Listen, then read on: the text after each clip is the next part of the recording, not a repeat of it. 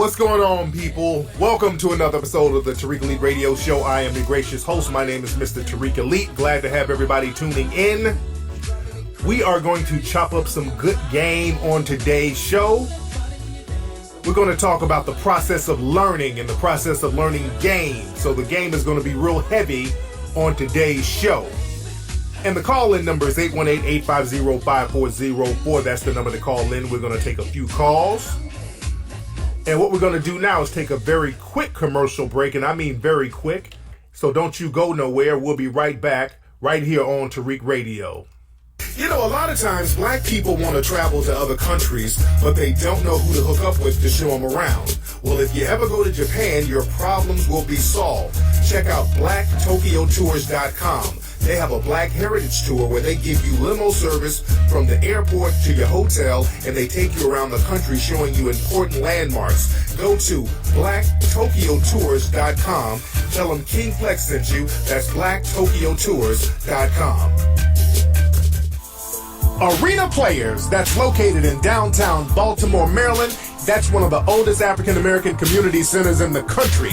Arena Players, they're presenting a brand new play called Jitney by famous playwright August Wilson. Now, Jitney is a dramatic comedy set in the 1970s about black men struggling to make ends meet. The show runs from January 9th to January 25th, 2015. Tickets are $18, $12 for students and seniors. Tickets can be purchased at arenaplayersinc.com. That's arenaplayersinc.com. Unemployment, police brutality. Everyone knows poverty is the cause of black society's problems. But it's not because we don't have enough jobs. It's because we don't have enough businesses. Starting January 17th around the country is the new documentary 7 a.m., which speaks to experts like Dr. Claude Anderson and Don Peebles about why not having our own economy is the root cause of everything. Come to our website, 7ammovie.com for details and showtimes. That's 7ammovie.com. The book, Marginalizing White Supremacy, is available now. You know, it appears that since the first election of Barack Obama, the old days and the old ways of white supremacy has reemerged and is wreaking havoc to black lives every day and in every way. So it's very important that we understand the ins and outs of white supremacy. So pick up the brand new book, Marginalizing White Supremacy, a philosophical call to action post the Obama presidency. And you can get this book at Amazon.com, you can get it at Kindle, and you can get it at Lulu.com. You can also get it at BarnesandNoble.com. Again, that book is Marginalizing White Supremacy. Fact. In 1986, a document titled Silent Weapons for Quiet Wars was discovered. In it, a plan to control humanity in the form of a third world war. Case Ultra presents a new monthly t-shirt and magazine series exploring a fictional yet possible reality of events based on that document. See tragedy and hope unfold in each issue and get a high-quality t-shirt, magazine, and free stickers every month. Sign up now at caseultra.com. Use the coupon code KFLEX and you get 50% off on everything on the site. That's caseultra.com. If you want to get some real fly art, and I mean real fly art, you need to check out artbyrico.com. Now, artbyrico.com, they offer a variety of original or printed jazz art for any budget and for any occasion, and they ship nationwide. I have some of the art myself in my home, and it's fly. I can vouch for that. Go to artbyrico.com. That's artbyrico.com to get up on this fly art. You are now tuning in to the King of Game, Tariq Elite on Tariq Elite Radio. I am delivered. Hey, we are back right here on the Tariq Elite Radio Show. Ladies and gentlemen, glad to have y'all tuning in. Let me get some calls and see who's on the phone. By the way, man, don't forget to go to hiddencolorsfilm.com to get the documentary series Hidden Colors 1, 2, and 3. Got a lot of calls coming in. Let's see who's on the phone. What's up? Who's calling? What's up? This is Craig Gradscale Maurice out of Houston, Texas, by way of St. Louis. What's going on, Tariq? I'm good. How you doing, Craig? What's on your mind, fam? Oh, man. Look, check this, man. I've been working for this company for about 2 years, right? And I've been participating in this 401k. But this company don't match. So I've been checking my stocks and everything, and I'm not really making as much money as I would like to be making. So what I want to know is, should I pull out and stop contributing so they don't match dollar for dollar, or should I just sit tight and let it keep bubbling, let it do what it do?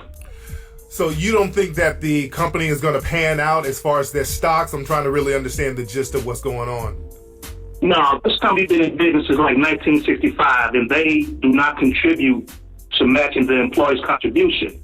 So if I put $100 in, it's just my own $100. They're not going to match me. Oh, I see. All right, man, do that. What you need to do is use that money to start your own business, man. Get you a little side gig going on where you can depend on yourself and not depend on them matching your money for you. You match your own money, man. Get you a little side hustle or a side job, not a side job, but a side business on the side that you can bubble and get popping yourself without depending on them.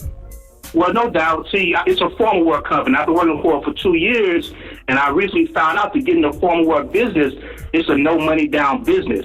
And I'm like, I've been in the style game and clothing for a long time, and this is something I can pretty much do myself. And so I'm trying to learn and gather all the information I can before I decide to bounce on them, so I can take some of their clients with me too. Absolutely. And like you say, it's a no money down business. As long as you have the clients, they'll lease it to you for pennies on the dollar. You know, so we got tuxedos that we were renting for as much as $300, but I know they're only paying like maybe $25 for them themselves. So they'll lease them to me for about $30. I turn around and flip it for $250. Okay, well, that's what you need to be doing, man. You need to hook that up for yourself, brother. Thanks for the call. All right, y'all got to stop being so long-winded. Y'all got to just get to the point. Y'all don't need to explain the whole ins and outs of that business. Sometimes, man, y'all can make things more simple than what it is. A lot of times we make things way more complicated. Got to get to the point, and we're going to talk about that today on the show. What's up? Who's calling? Hey, what's up, Tariq? What's up? Who's calling? This is Eddie calling from Louisiana. What's up, Eddie from Louisiana? What's on your mind, fam? Oh, no, man, I just want to call and give you a shout-out, man. You know, I've been following you for the last couple of years, and listening to you, I made some huge changes in my life, and I owe you a lot of credit, especially, you know, the way you break it down on the level that, you know, brothers like me can understand. Yes, sir. Man, much respect. I appreciate that, family. Thanks for the call. And that's what we're going to talk about on today's show. Let me get directly into the game. That's exactly what we're going to talk about on today's show. We're talking about the process of learning and the importance of not only learning correctly, but teaching correctly. And we got to understand what learning is about, family. See, a lot of times people think that learning the game, and when I say the game, that means just whatever you want to learn, anything you want to learn, you're learning game. If you want to learn how to play sports, you're learning game. If you want to learn relationships, you're learning game. If you want to learn about a particular person in a relationship, you're learning game. If you want to learn business, you're learning game. So don't get thrown off by the word game. A lot of times people hear the word game and they immediately associate it with something nefarious, something illicit, and that's not what game is. Game is the information you learn. And you got to understand this. Learning the game is not about figuring things out. People make that mistake. When it comes to learning, people think, well, I got to go around and just kind of butt my head and bump my head over and over and try to figure something out. And that's not what learning is. Excuse me. Excuse me. Shit. Need me a goddamn Vicks Vapor Rub around my damn chest. But learning is really the creation of a relationship. Let me say that one more time so y'all can get that. Learning is basically the creation of a relationship. When you're learning something, you're creating a relationship. One relationship is with what you know, and you're trying to get a relationship with what you don't know. That's all learning is. You're trying to create a relationship. Once you've created that relationship, you now learn something. Now you know something. You have a relationship with something that you previously did not know.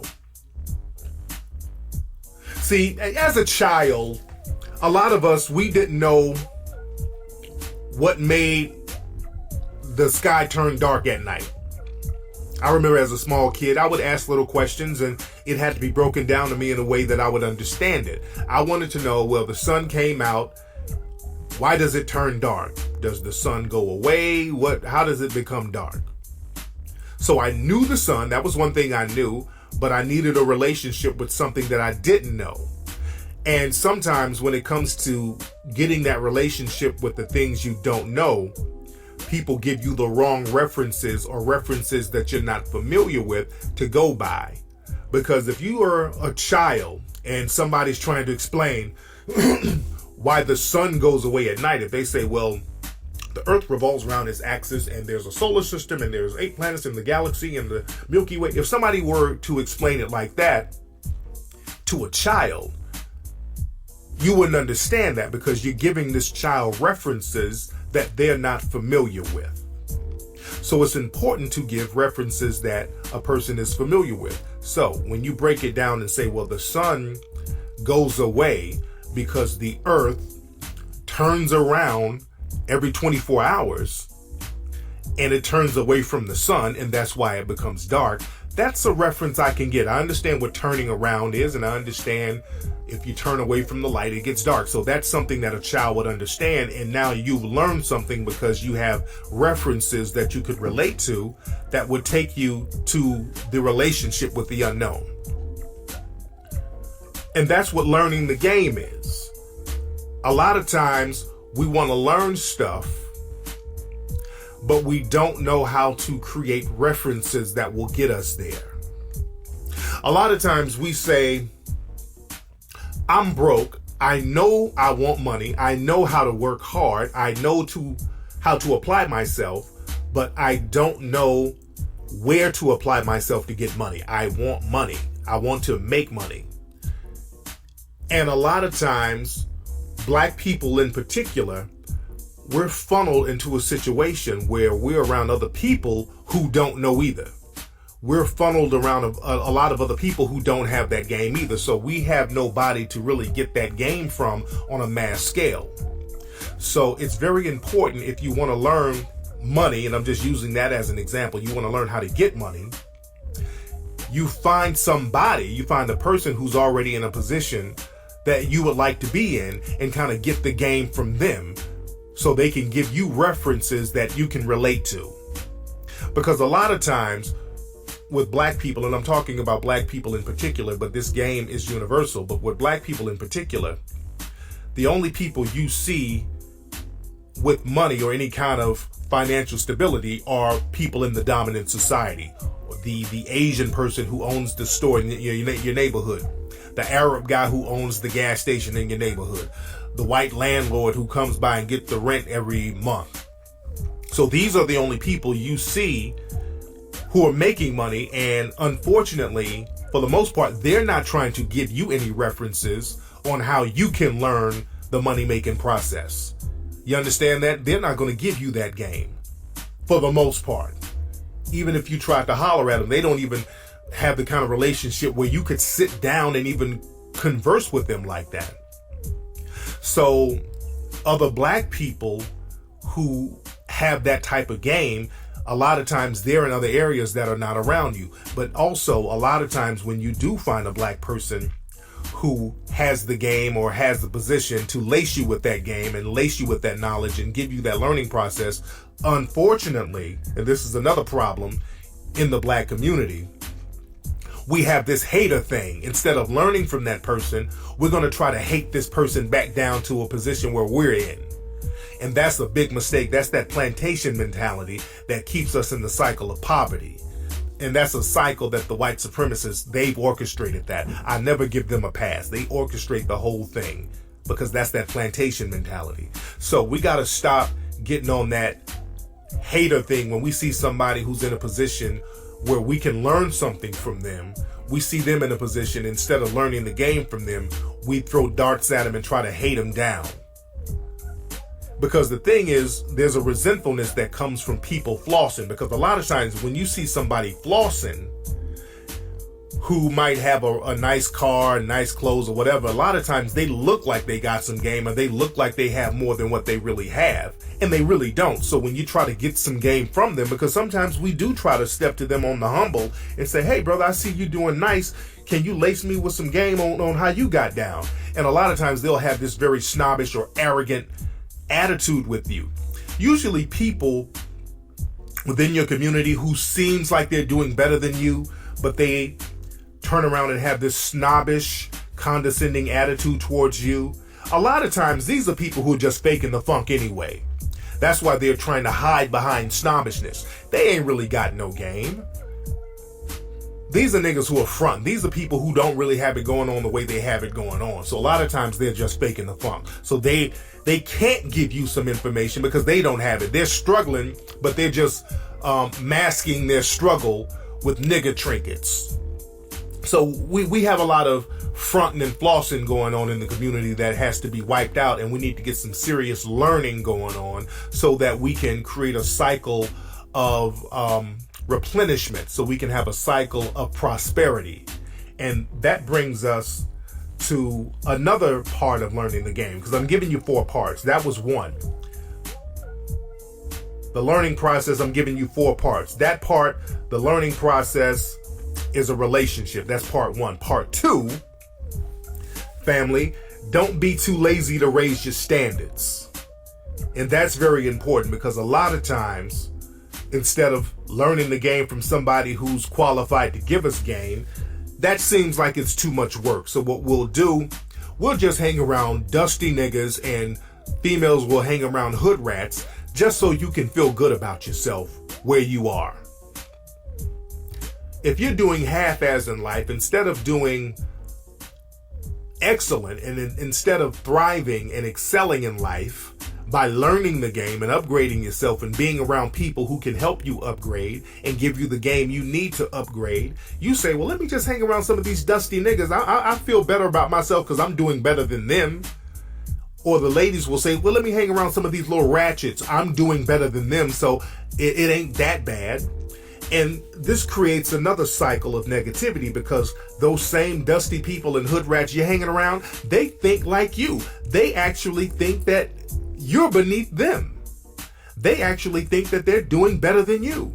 And this is why dusty dudes and hood rats always butt heads. Because there's always this conflict.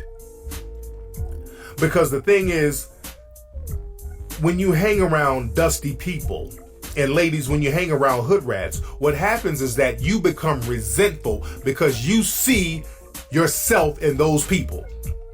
When you hang around dusty dudes, you see yourself in these dusty ass dudes. Whether you want to admit it or not, you see yourself in these people. You hang around ratchets, you see yourself in that, and that makes you resentful, and then you try to one-up each other. That's why in the hood, cats are always trying to one-up each other. And since you can't one-up each other socially, you try to one-up each other physically, and cats get to fighting all the time. If you look at some of these hood videos, some of these world star videos of people fighting, you notice the dudes who are fighting each other and the women who fight each other, when they talk, even their physical appearance, they look alike, they dress alike.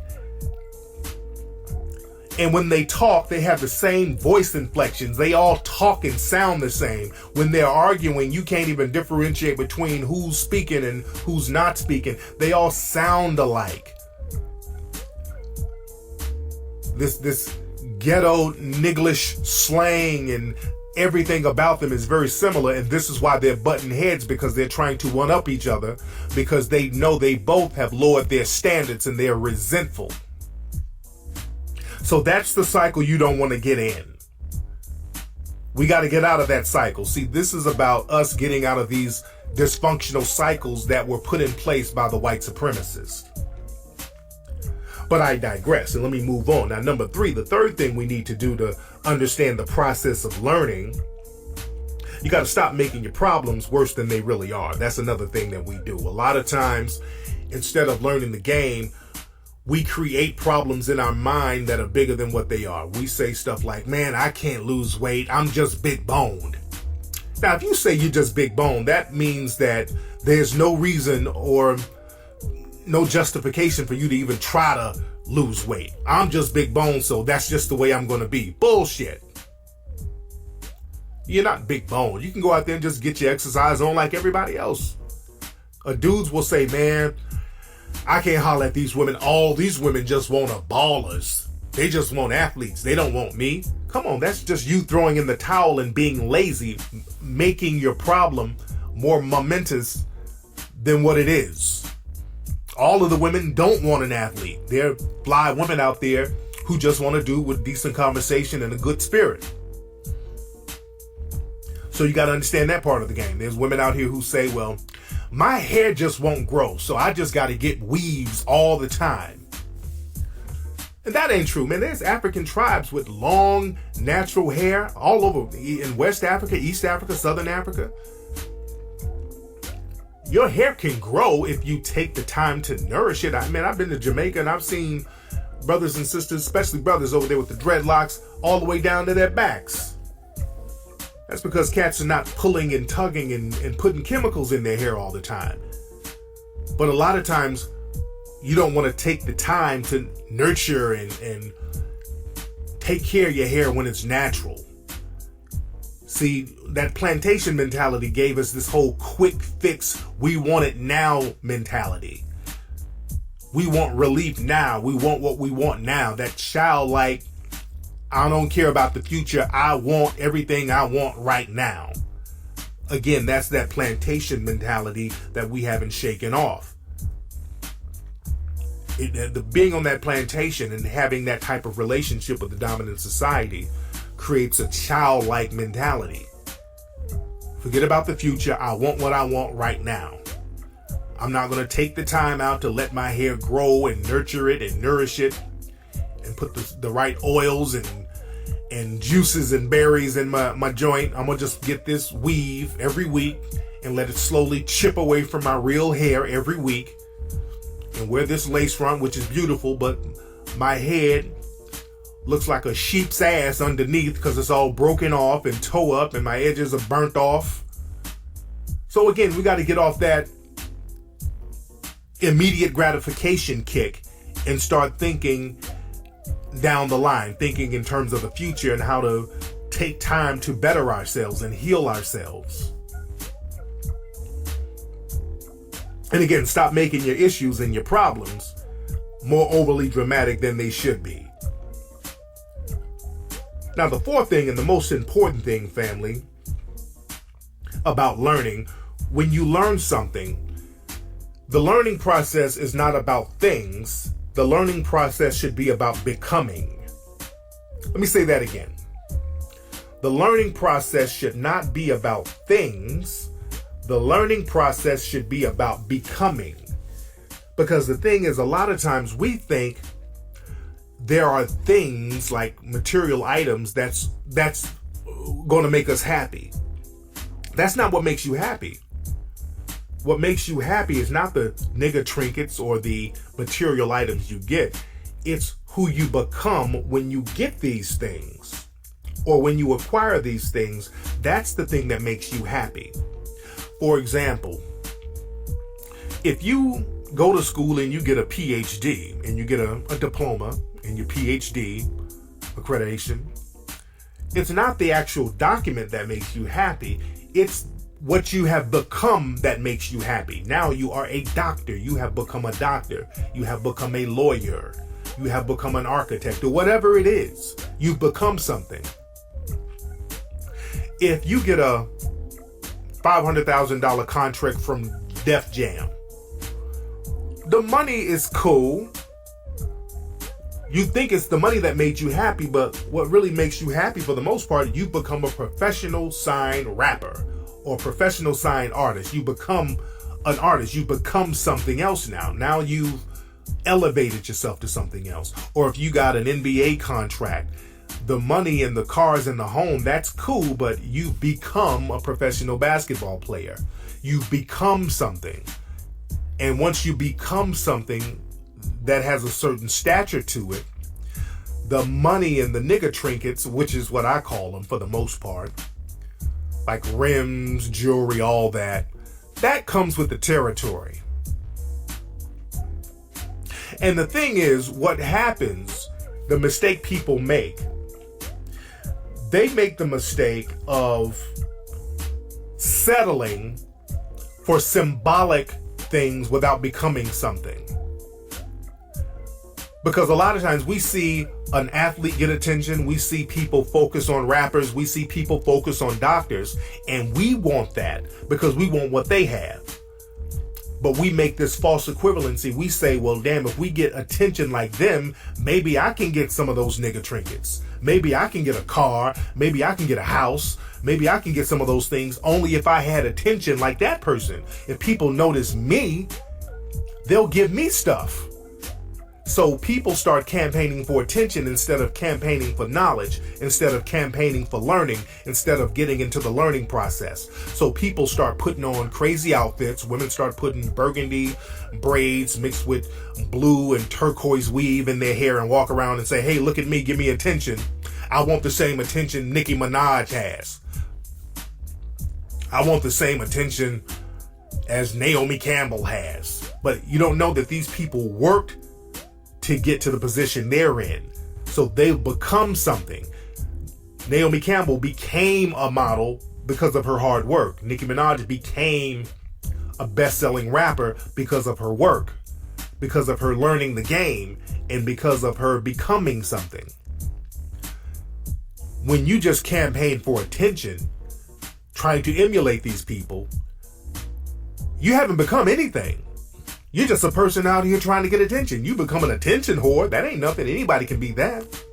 And that makes you resentful because you are unfulfilled. And then it goes to a different level too, because a lot of dudes, when you see the rapper balling out with the fresh fly clothes and the women, and you see the athlete with the nice home, a lot of times dudes will say, okay, let me use illicit means to get that. So let me steal me a car. Let me rob a house and steal some jewelry so I can have what these people are having.